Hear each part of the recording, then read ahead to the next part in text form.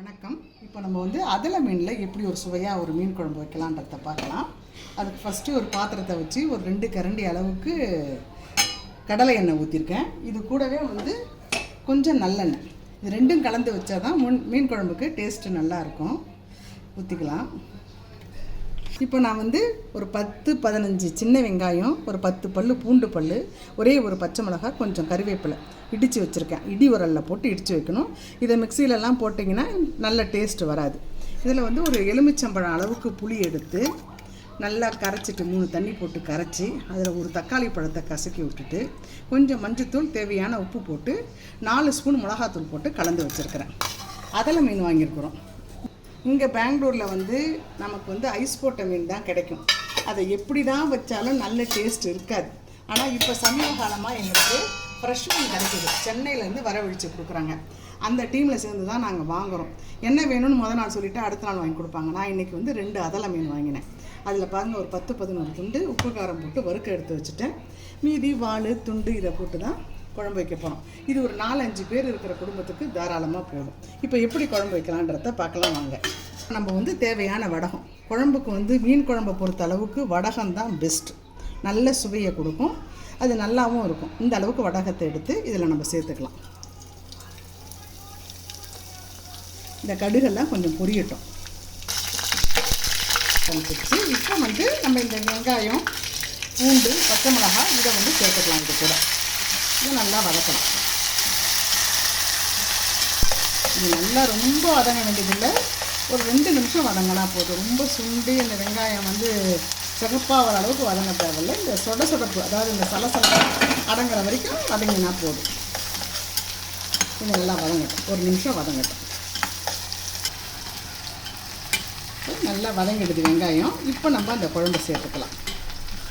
இந்த அளவுக்கு வதங்கினா போதும். இந்த அளவுக்கு வதங்கினா போதும்.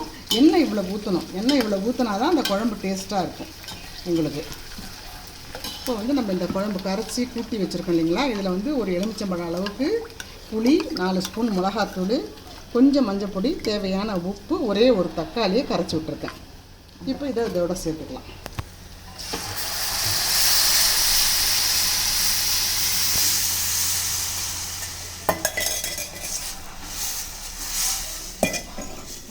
இந்த குழம்பை வந்து இப்போ நம்ம மூடியை போட்டு மூடி வச்சு ஒரு 10 நிமிஷம் அளவுக்கு கொதிக்க வைக்கணும். அதாவது இந்த மாதிரி தண்ணியாக இருக்குது இல்லைங்களா, இது மீனில் ஒட்டுற அளவுக்கு சுண்டணும். சுண்டி அந்த எண்ணெய் வந்து பிரிஞ்சு வரும். அந்த அளவுக்கு கொதிக்கணும். கொதிச்சதுக்கப்புறம் மீனை சேர்த்து இறக்கணும். நான் அதை அப்புறம் எப்படின்னு காமிக்கிறேன் உங்களுக்கு. ஒரு 5 மினிட்ஸாக கொதிக்குதுங்க குழம்பு. இப்போ திறந்து நம்ம பார்த்து கிண்டி விடணும். எப்பயுமே மீன் குழம்பு தாளித்தோமா மூடி வச்சு தான் கொதிக்க வைக்கணும். ஓப்பனில் கொதிக்க வச்சோமா அந்த மிளகா ஸ்மெல், இந்த மிளகா வெடிப்புன்னு சொல்லுவாங்க, அது இருந்துக்கிட்டே இருக்கும். அது நல்ல டேஸ்ட் இருக்காது. இப்போ நம்ம திறந்து பார்க்கலாம். பரவாயில்ல, ஒரு 3/4 அளவு குக் ஆகிடுச்சு. இன்னும் கொஞ்சம் கொதிக்கட்டும். இதை நம்ம கிண்டி பார்க்கலாம். நம்ம தாளிக்கிறப்ப எப்படி இருந்தது உங்கள்கிட்ட நான் காமிச்சேன் இல்லைங்களா, அப்போ எப்படி இருந்தது, இப்போ குழம்பு எப்படி இருக்குது பாருங்கள். இன்னும் கொஞ்சம் நாளைக்கு கொதிக்கட்டும். இது கொதிச்சதுக்கப்புறம் நம்ம மீனை சேர்த்து இறக்குறப்ப எப்படி இருக்குன்னு உங்களுக்கு காமிக்கிறேன். இப்போ நான் உங்களுக்கு ஒன்று சொல்கிறேன். இப்போ மீன் குழம்பு வைக்கணும்னா பொதுவில் ஒரே டேஸ்ட் இருக்காது. இப்போ சங்கரா மீன் போட்டால் அது ஒரு டேஸ்ட் இருக்கும், பாறை போட்டால் அது ஒரு டேஸ்ட் இருக்கும், வெள்ளைக்கிழங்காய் போட்டு வச்சா அது ஒரு டேஸ்ட் இருக்கும். இதில் இந்த வஞ்சனம், ஒயிட் பாப்லின்னு சொல்கிறாங்கல்ல, இதெல்லாம் வந்து குழம்புக்கு டேஸ்ட்டு கொடுக்காது. பொரிச்சா நல்லாயிருக்கும். இந்த அதல மீன் பொரிச்சாலும் நல்லாயிருக்கும், குழம்பு வச்சாலும் நல்லாயிருக்கும். எப்படி இருக்குது பாருங்கள். நான் 2 மீன் தான் வாங்கினேன் அன்றைக்கி. அதாவது நம்ம எத்தனை கேட்குறோமோ அத்தனை கொண்டு வந்து கொடுப்பாங்க. வெயிட் போட்டு ப்ரைஸ் நம்ம கொடுத்துடணும். ஃப்ரெஷ்ஷாக பாருங்கள். நம்ம ஊரில் வாங்கின அதே மீன். இது நல்ல மீனுன்னா தான் இப்படி இருக்கும். இப்போ வந்து இங்கே நாங்கள் பெங்களூரில் அதுக்கு முன்னாடி வாங்குறதெல்லாம் வந்து இப்படி இருக்கவே இருக்காது. அதல மீன் கிடைக்கவே கிடைக்காது. அதல மீன்ன்றது எப்படி இருக்குன்னு கேட்டிங்கன்னா, மேலே கருப்பு கலரில் இருக்கும், கீழே வெள்ளையாக இருக்கும், நம்ம கை அளவுக்கு இப்படி இருக்கும். இது வந்து சைஸு ஒரு 1.5, 2, 3 கிலோ அளவுக்கு கூட கிடைக்கும். ஆனால் ஒரு மேக்ஸிமம் வந்து சின்னதுன்னா ஒரு 600 கிராம் அளவுக்கு இருக்கும். அது மாதிரி வாங்கினா தான் குழம்பும் நல்லாயிருக்கும், பொரிக்கவும் நல்லாயிருக்கும். இதே மாதிரி தான் இருக்கும் நாக்கு மீன். அது வந்து இவ்வளோ கனம் இருக்காது. அந்த நாக்கு மீனுன்னு சொல்கிறது இவ்வளோ கனம் இருக்காது, சப்பையாக இருக்கும். அதே வந்து நீங்கள் அதலன்னு சொல்லிட்டு வாங்கி ஏமாந்துடாதீங்க. அது இவ்வளோ டேஸ்ட் இருக்காது. அதுவும் நல்லாயிருக்கும், ஆனால் பட் இவ்வளோ டேஸ்ட் இருக்காது. இந்த 2 மீன் வாங்கினதில் இதை பாருங்கள், நான் குழம்புக்கு இவ்வளோ எடுத்துட்டேன். அதாவது இது வறுக்கிறதுக்கு இது சாதாரணமாக வந்து ஒரு 5 பேர் உள்ள ஃபேமிலிக்கு கரெக்டாக நல்லாவே சாப்பிட்லாம், அந்த அளவுக்கு நல்லாயிருக்கும். இப்போ நம்ம குழம்பு பார்க்கலாம் மறுபடியும் எப்படி இருக்குன்னு.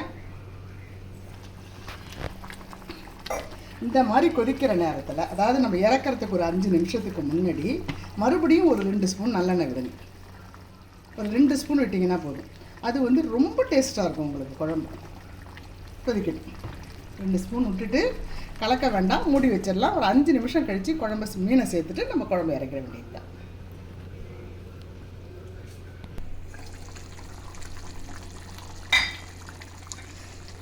பாருங்கள், நல்லா குக் ஆகிடுச்சு பார்த்தீங்களா? இந்த மாதிரி ரவுண்டாக உள்ளே வரணும், அந்த ஏடு கட்டின மாதிரி. இன்னும் எண்ணெய் போட்டால் தான் நல்லா வரும். நான் போட்ட எண்ணெய்க்கு இன்னும் எண்ணெய் மிதக்கலை, அதுவே அதிகம் நினச்சிருக்கீங்க. இப்போ நம்ம மீன் சேர்த்துக்கலாம். மீன் போடுறச்ச என்ன பண்ணுவாங்க, நல்லா குழம்பு கொச்சிடுச்சா என்ன அப்படின்னு பார்க்குறதுக்கு இப்படி தொட்டு பார்ப்பாங்க. இந்த குழம்புல, இந்த மீனில் வந்து இந்த குழம்பு ஊற்றுச்சுன்னா நல்லா குக் ஆகிடுச்சு. இப்போ மீனை சேர்த்துடலாம். இந்த அதலை மீன் குழம்புக்கும் டேஸ்ட்டாக இருக்கும், வறுக்கிறதுக்கும் டேஸ்ட்டாக இருக்கும். எல்லா மீனும் அப்படி இருக்காது. இது வந்து அவ்வளோ சுவையாக இருக்கும், அவ்வளோ நல்லாயிருக்கும். ட்ரை பண்ணி பாருங்கள், நம்ம ஊரில் கிடைக்கும். வாங்கி எல்லாம் ட்ரை பண்ணி பாருங்கள். இது வரைக்கும் ட்ரை பண்ணாதவங்க ட்ரை பண்ணி பாருங்கள். சூப்பராக இருக்கும், ரொம்ப நல்லாயிருக்கும் இந்த மீன். ஒரு 2 நிமிஷம் கொதிக்கட்டும். கொதித்ததுக்கப்புறம் இறக்கலாம். மீனை போட்டு ரொம்ப நாளையெல்லாம் கொதிக்க வைக்கக்கூடாது. ஒரு நிமிஷம், அது இதுக்கு 2 நிமிஷம் கொதிக்க வைக்கலாம். ஒவ்வொரு மீனுக்கும் ஒரு பக்கம் உண்டு. சங்கரா, வெள்ளைக்கிழங்கா இதெல்லாம் போட்டால் ரொம்ப கொதிக்க வைக்கக்கூடாது. கொதிக்க வச்சோமா புட்டுக்கும், அப்படியே மீன் முழுசாக இருக்க முடியாது. இது கொஞ்சம் திடமான மீனுன்றதுனால ஒரு 2 மினிட்ஸ் கொதிக்கட்டும். எப்போவுமே மீனை போட்ட உடனே அப்படியே விட்டுறக்கூடாது, அது போய் அடி பிடிச்சிக்கும், அடியில் போய் உட்காந்துக்கும். அப்போ நம்ம என்ன பண்ணணும், அடுப்பு கொஞ்சம் ஸ்லோ பண்ணிவிட்டு இப்படி பிடிச்சி, இதெல்லாம் எங்கள் அம்மா வந்து சிலம்பி விடுறதுன்னு சொல்லுவாங்க. நான் கலந்து விடுங்க. புரியாத பிள்ளைங்க இப்படி புரிஞ்சுக்குங்க. இப்படி கலந்து விட்டால் தான் கீழே இருக்கிறதுக்கு மேலே வரும், மேலே இருக்கிறதுக்கு கீழே போகும், எல்லாமே உப்பாக வேகும். இது ஒரு 2 நிமிஷம், அதாவது மூடி கீடி போட வேணாம், 2 நிமிஷம் கொதித்தாலே போதும். கொதிக்கட்டும். ஒரு 2 நிமிஷம் ஆயிடுச்சுங்க. மீன் கொதித்தது போதும். பாருங்கள் எப்படி இருக்குது பாருங்கள். அப்படியே மீன் வந்து சூப்பராக இருக்கும். இதை வந்து தொட்டுக்கிட்டு பார்க்க வேணாம், வேகுதா வேலையான்னு தெரியணும். 2 நிமிஷம் கொதிச்சா இந்த மீன் குக்குடு செம்ம, ரொம்ப ருசியாக இருக்கும். எல்லோரும் வாங்கி ட்ரை பண்ணி பாருங்கள். அனைவருக்கும் நன்றி, அனைவருக்கும் வணக்கம். அனைவரும் எங்கள் சேனலை லைக் பண்ணுங்கள், ஷேர் பண்ணுங்கள், கமெண்ட் பண்ணுங்கள், சப்ஸ்கிரைப் பண்ணுங்கள். பக்கத்தில் இருக்க பெல் ஐக்கானை ப்ரெஸ் பண்ணுங்கள். தேங்க்யூ.